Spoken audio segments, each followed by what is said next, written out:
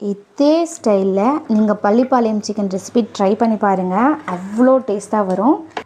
இது வந்து சூடான சாதத்துக்கு நல்லா ஒரு 3 டேபிள் ஸ்பூன் அளவு நல்லெண்ணெய் ஆட் பண்ணிக்கோங்க.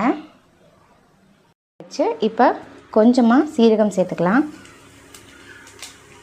கூடவே நம்ம கட் பண்ணி வச்சுருந்தா வரமிளகாய் ஆட் பண்ணிக்கலாம். வரமிளகாய் பொரிஞ்சதுக்கப்புறம் நம்ம பொடியை நறுக்கி வச்சுருக்க பூண்டு நல்லா பொரிஞ்சதுக்கப்புறம் நம்ம கட் பண்ணி வச்சுருந்த வெங்காயத்தை ஆட் பண்ணிக்கலாம். வெங்காயம் வந்து நல்லா ஆட் பண்ண சின்ன வெங்காயம் வந்து நல்லாவே வதங்கிடுச்சு. இந்த 1 டேபிள் ஸ்பூன் அளவு இஞ்சி பூண்டு ஆட் பண்ணிக்கலாம். ஏன்னா நான் 1/2 kg சிக்கன் தான். இதை வந்து குக்கரில் போட்டு நான் பாயிலாம் பண்ணலைங்க, இது கூடவே சேர்த்து தான் கொடுப்போம்.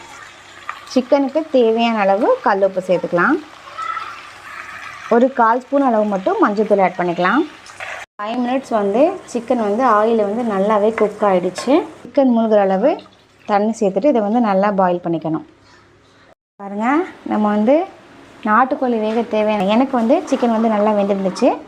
நான் வந்து ஒரு 1/2 மூடி தேங்காவை இந்த மாதிரி சின்ன சின்ன பீஸாக கட் பண்ணியிருக்கேன்.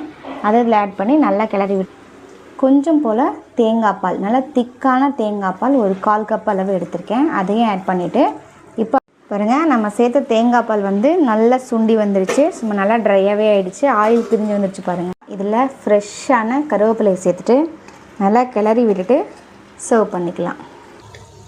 பாருங்கள், பார்க்கும்போது எவ்வளோ டெம்டிங்காக இருக்குன்னு. நம்ம மசாலா எதுவுமே ஆட் பண்ணலை, அந்த வரமிளகா தான் இதோட காரமே.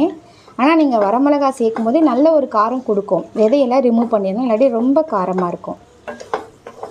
அவ்வளோதாங்க, சும்மா சூப்பராக பர்ஃபெக்டாக பள்ளிப்பாளையம் சிக்கன் தேங்காய் பால் ஊற்றி சூப்பராக ரெடி பண்ணியாச்சு.